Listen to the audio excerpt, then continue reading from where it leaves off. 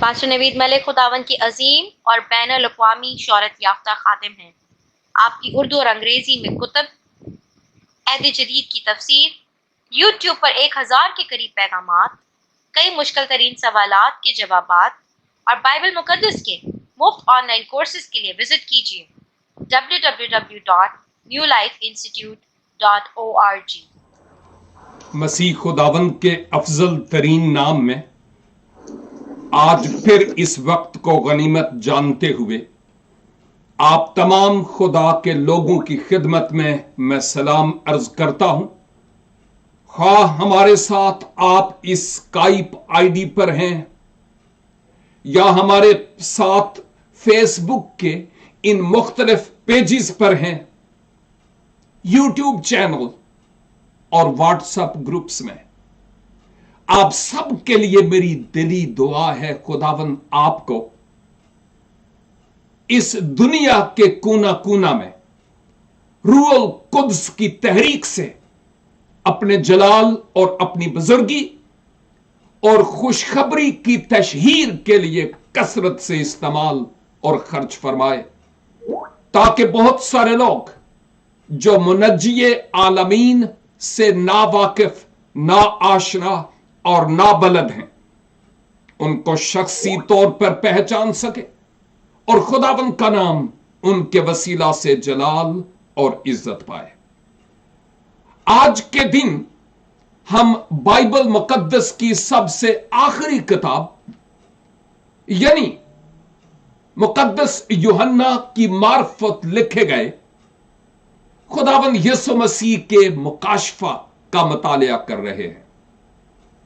ہم اس کتاب کے اختتام کی طرف ہیں، لیکن بہت کچھ ابھی باقی ہے جو آنے والے دنوں میں، ہفتوں میں، مہینوں میں اور خدا کی کیا مرضی ہے میں نہیں جانتا، شاید سال بھی لگ جائے، لیکن میں یہ بھی جانتا ہوں کہ اس زندگی کا کوئی بھروسہ نہیں ہے، آج ہے کل نہ رہے، لیکن جب تک ہوں بڑی دیدہ دلیری کے ساتھ اور بڑی دیانتداری کے ساتھ بعد اس اسٹڈی آپ کے ساتھ ان خوبصورت بھیدوں کو شیئر کرتا چلا جاؤں گا تا وقت کے شمع زیست بجھ نہ جائے اور خداوند آپ کو اس کلام پاک کی سننے والی باتوں پر عمل پیرا ہونے کا فضل عنایت فرمائے،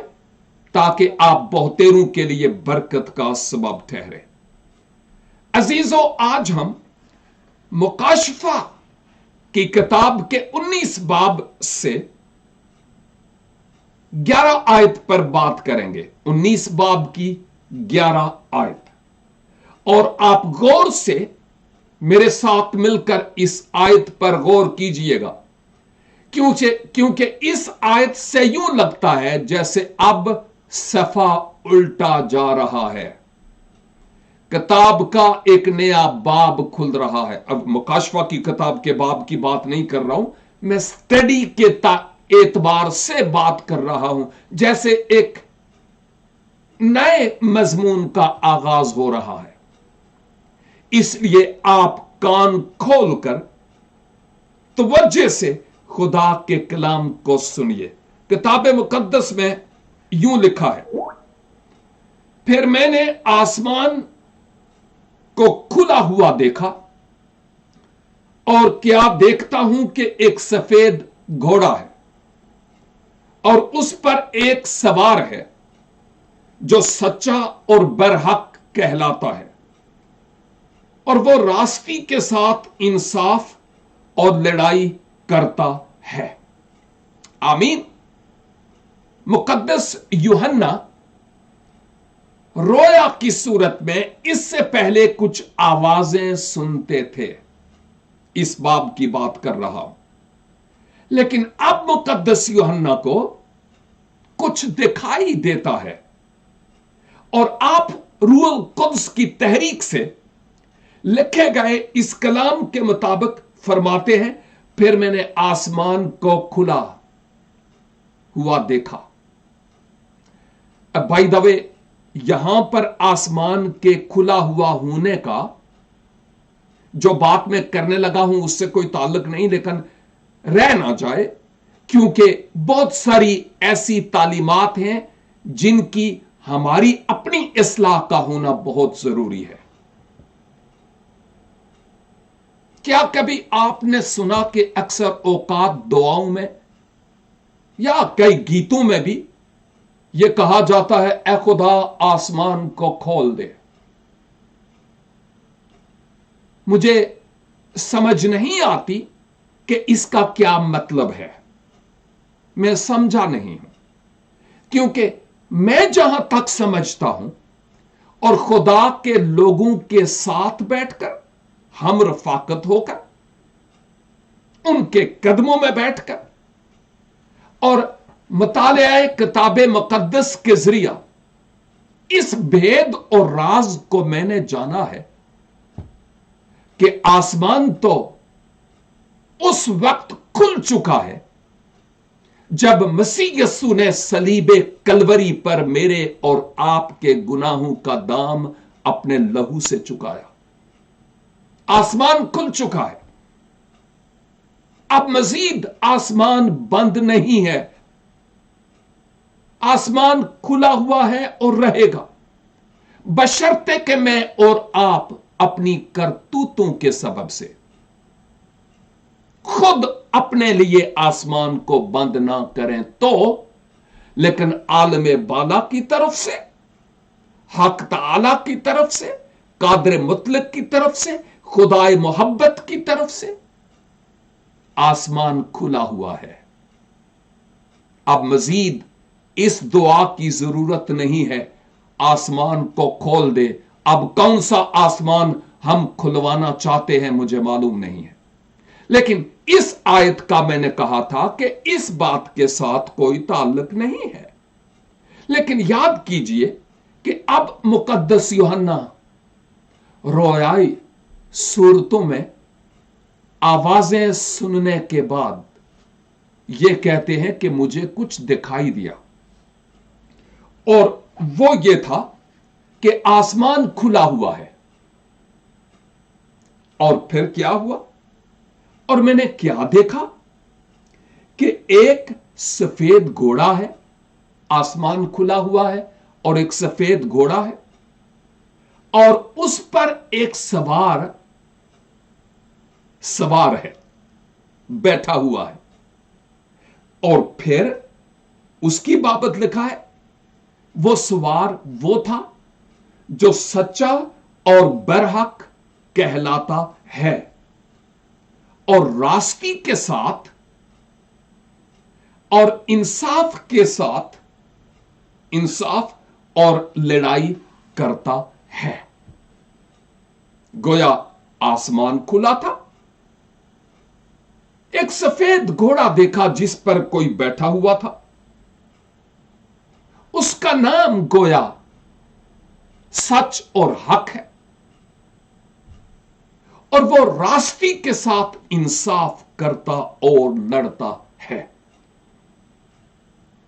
मैंने 3 बार इस एक ही आयत को मुख्तलिफ अंदाज से पेश किया है, ताकि अगर आपके पास बाय द वे बाइबल मुकद्दस ना भी हुई तो आप इस आयत को जहन नशीन कर सकें, क्योंकि इसी आयत पर तो हमने सीखना है। और अगर आपके जहन में यह आयत नहीं होगी तो जो कुछ मैं इस आयत में रहते हुए आपसे बात करूंगा आप समझ नहीं पाएंगे। यूं तो आपके पास खुदा का कलाम होगा ही, मैं तो आपको नहीं देख रहा, खुदा देखता है, और यह बाइबल स्टडी है और आप अपनी जरूरत से वाकिफ हैं। मुकद्दस यूहन्ना जब इस रोया में मसीह खुदावंद को देखते हैं जो सफेद घोड़े पर सवार होकर आ रहे हैं, इतनी ही बात है।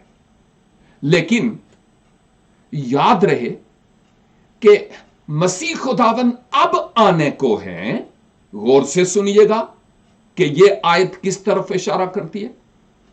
मसीह खुदावन अब बादलों पर आने को है, जमीन पर नहीं, बादलों पर, और फिर हम हवा में उड़कर उसका इस्तकबाल करेंगे। यह खुदा के कलाम का फैसला है। वो बादलों पर आएंगे, डायरेक्ट जमीन पर अभी नहीं, और अहले ईमान, मसीह पर ईमान लाने वाले आसमान पर उठाए जाएंगे। और यूं कितने साला टाइम पीरियड? 7 साला टाइम पीरियड। मसीह खुदाबंद इस कलीसिया के साथ आसमानी मकामों पर होंगे, और रूहानी इस्तिलाह इस्तेमाल हुई है, दुल्हा दुल्हन, यानी कलीसिया के साथ राहत पाएगा, यानी इकट्ठे हम रफाकत होंगे। उस दौरान जमीन पर जो मुखालिफीन मसीह हैं या मसीह पर ईमान ना लाने वाले के वो निजात दहंदा हैं, उन पर बहुत बड़ी मुसीबत का जमाना होगा, वही 7 साला टाइम पीरियड। मुखालिफ मसीह का ज़हूर, इसराइल पर चढ़ाई, 1,44,000 इसराइली गवाहों की गवाही, और बहुत कुछ इस दौरान होगा जिसमें बहुत सी तब्दीलियां और चेंजेस और बड़े दुख और बड़ी मुसीबत का वक्त होगा। उसके बाद जब वो 7 साला टाइम पीरियड पूरा होगा, तो फिर मसीह खुदावंद, जैसा इस आयत में लिखा है, वो आसमान से सफेद घोड़े पर सवार होकर अब जमीन पर आएंगे। पहली आमद के, यानी आमद के पहले हिस्से में वो बादलों पर, और अब आमद का दूसरा हिस्सा है, यहां से शुरू होता है जब वो जमीन पर आएंगे।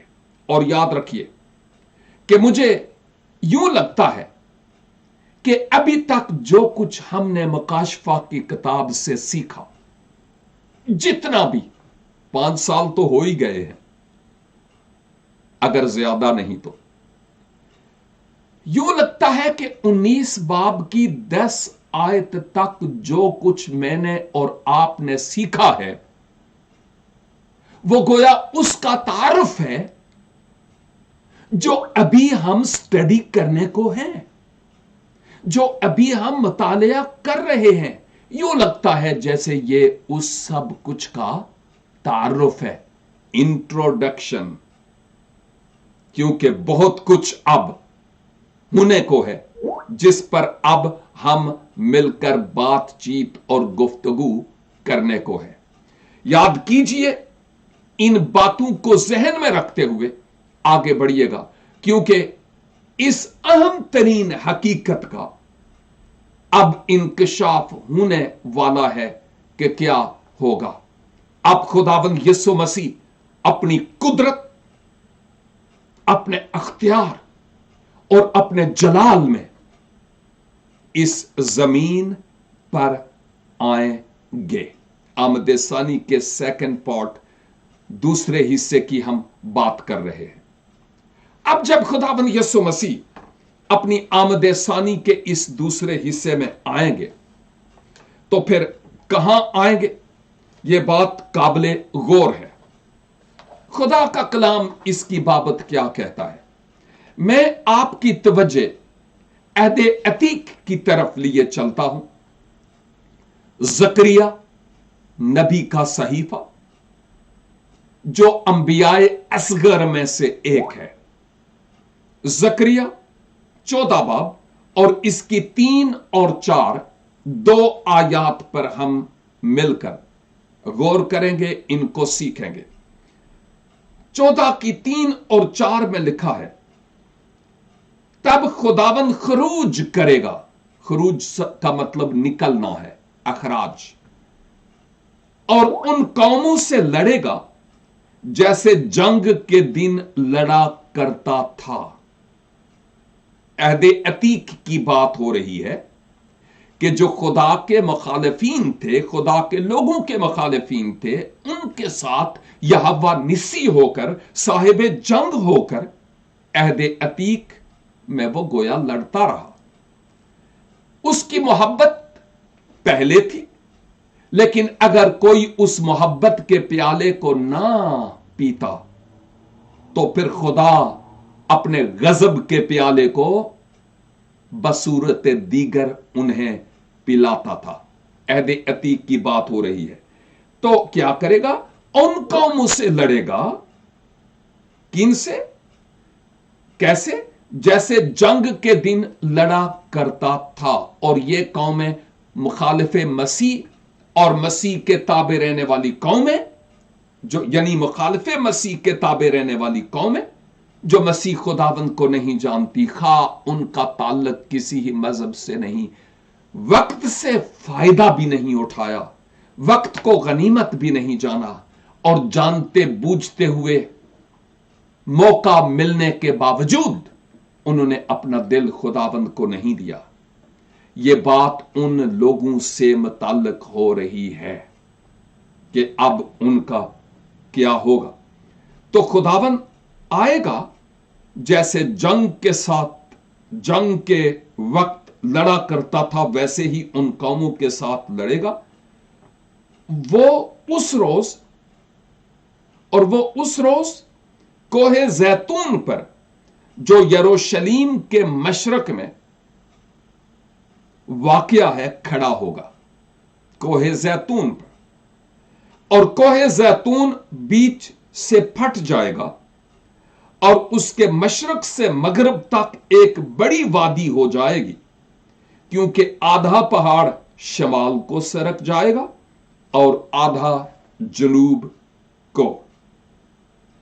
تو آپ دیکھ لیجئے کہ کتاب مقدس یہ فرماتی ہے کہ مسیح کی ظہور، مسیح کی آمد میں مسیح کا ظہور کوہ زیتون پر ہوگا جو یروشلیم کے مشرق میں ہے، اور یہ پہاڑ دو حصوں میں سرک جائے گا، اور اسرائیل سے کہا گیا اور تم میرے پہاڑوں کی وادی سے ہو کر بھاگو گے، کیونکہ پہاڑوں کی وادی آزل تک ہوگی، جس طرح تم شاہ یہودا عزیہ کے ایام میں زلزلہ سے بھاگے تھے، اسی طرح بھاگو گے، کیونکہ خداوند میرا خدا آئے گا اور سب قدسی تیرے ساتھ۔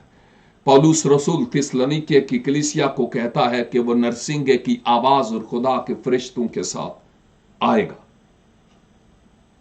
یہی بات ہم اس آیت میں دیکھتے ہیں کہ آمد مسیح کا جو سیکنڈ پارٹ ہے وہ کوہ زیتون پر ہوگا، اور وہاں پر مسیح خداوند کے پاؤں کے تلوے ٹکیں گے۔ یوں جب ہم ایک اور حوالہ دیکھتے ہیں، بزرگ یسایہ نبی کا صحیفہ، جو انبیاء اصغر نہیں بلکہ اکبر میں سے ایک ہے، بڑے انبیاء میں سے، یسایہ 64 باب 64 اور اس کی پہلی اور دوسری 2 آیات غور سے سنیے گا۔ لکھا ہے، کاش کہ تو آسمان کو پھاڑے اور اتر آئے کہ تیرے حضور میں پہاڑ لرزش کھائیں۔ کاش کہ تو آسمان کو پھاڑے۔ یوحنا نے کیا دیکھا؟ آسمان کھلا ہوا، پھٹا ہوا، اور اتر آئے، اور اتر آئے مسیح خداوند نیچے، کہاں؟ کوہ زیتون پر، کہ تیرے حضور میں پہاڑ لرزش کھائیں۔ کوہ زیتون 2 حصوں میں منقسم، اور ایون انسان بھی جو اپنے آپ کو بڑے پہاڑ کہتے ہیں، وہ بھی کانپنا اور لرزنا شروع ہو جائے۔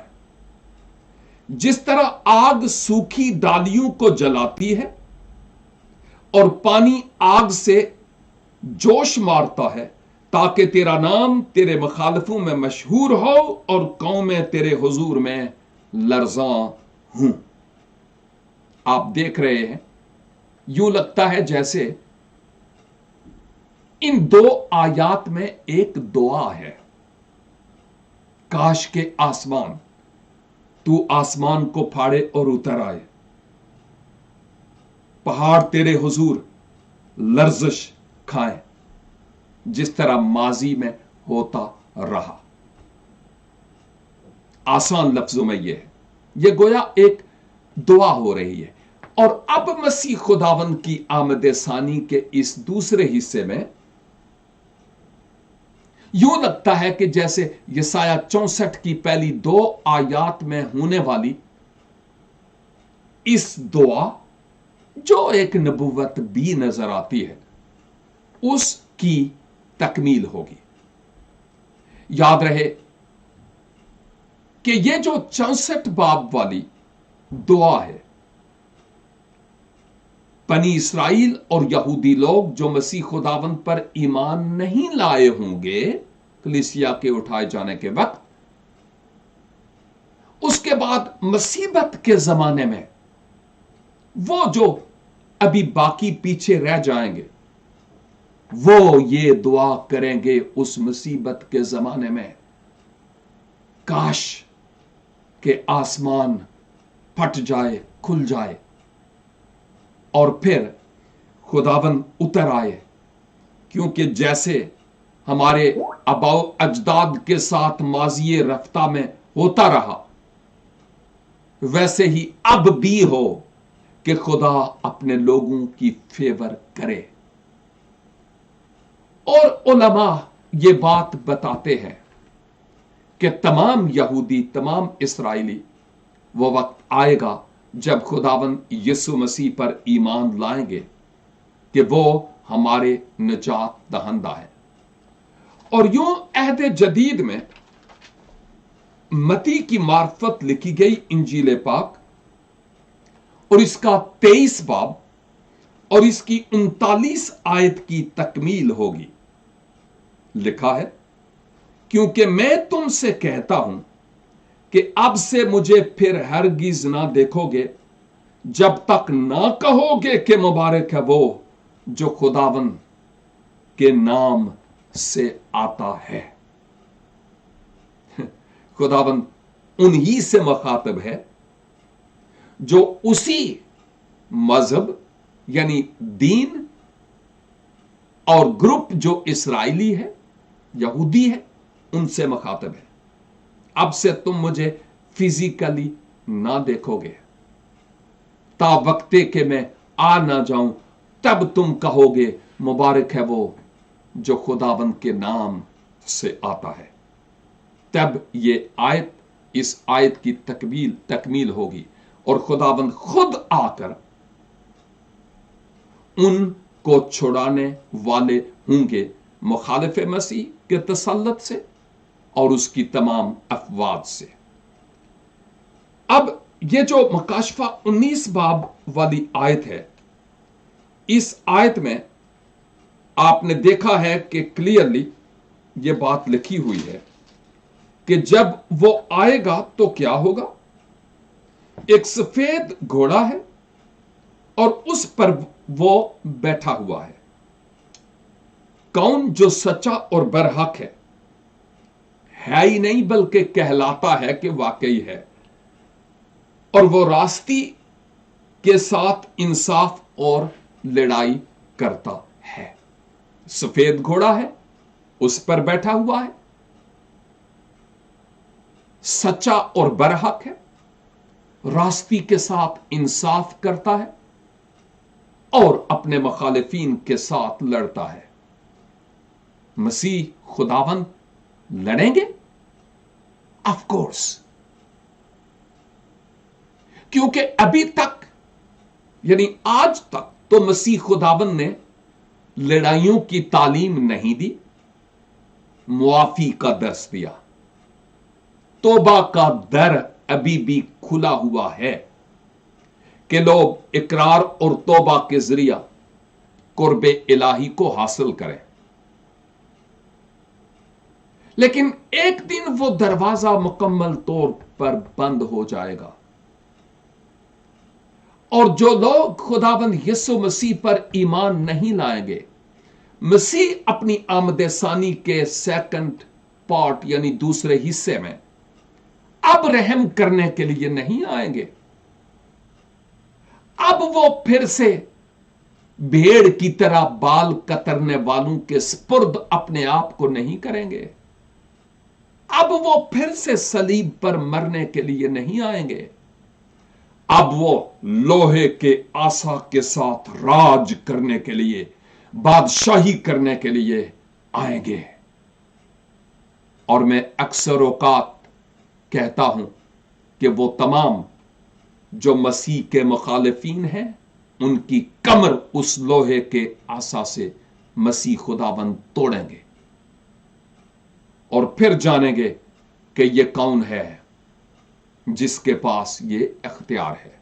दूसरी बात यहां पर यह भी बताता चलूं कि बनी इस्राइल के जमाना में जो जंगें होती थी, ज्यादातर प्यादे सिपाही होते थे, यानी पैदल चलने वाले सिपाही। घोड़सवार बहुत कम कहीं इस्तेमाल हुए हैं, लेकिन ज्यादातर पैदल चलने वाले सिपाही यानी प्यादे होते थे। और घोड़े का होना किसी भी शख्स के पास, इवन फौज के पास घोड़ों का होना, यह बड़ी इज्जत की बात समझी जाती थी। इख्तियार और पावर को जाहिर करता था, और घोड़ा स्पीड को भी जाहिर करता है, और घोड़ा जंग को भी पेश करता है। लेकिन इस घोड़े से मुताल्लिक यह एक क्लियर बात है कि इस घोड़े को सफेद घोड़ा कहा गया है। याद कीजिए, सफेद ये रास्ती की तरफ इशारा है, रास्तबाजी की तरफ इशारा है, पाकीज़गी की तरफ इशारा है, बुजुर्गी की तरफ इशारा है। सफेद कलर पाकीज़गी, बुजुर्गी और रास्ती को पेश करता है।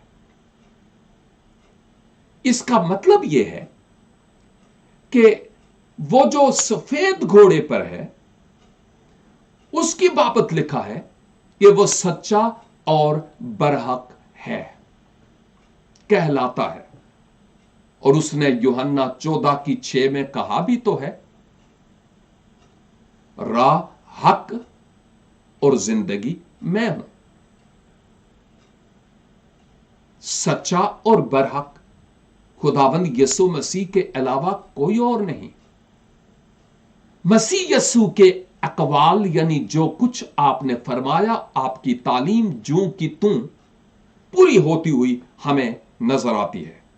और हम यीशु मसीह के सच्चा और बरहक होने की बाबत जब देखते हैं, तो इसका मतलब यह है कि खुदाबंद यीशु मसीह के तमाम वादे जो आपने किए हैं हमसे, वो एक एक करके अपने अपने वक्त और टाइम पर पूरे होंगे।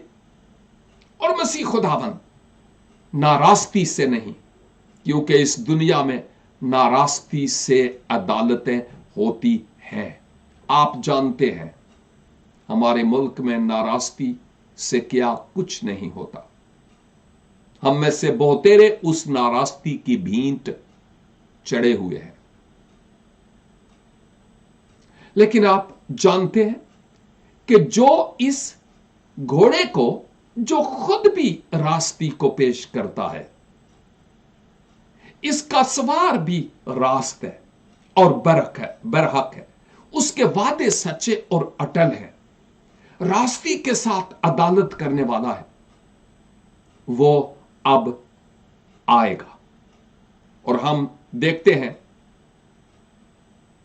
कि वो मुंसिफ के तौर पर, एक जज के तौर पर, एक आदिल के तौर पर इंसाफ करने के लिए बतौरे जनरल ऑफ आर्मी, जो रूहानी फौज है, वो लड़ने के लिए आएंगे मुखालिफ मसीह और अबलीस का काम तमाम करने के लिए।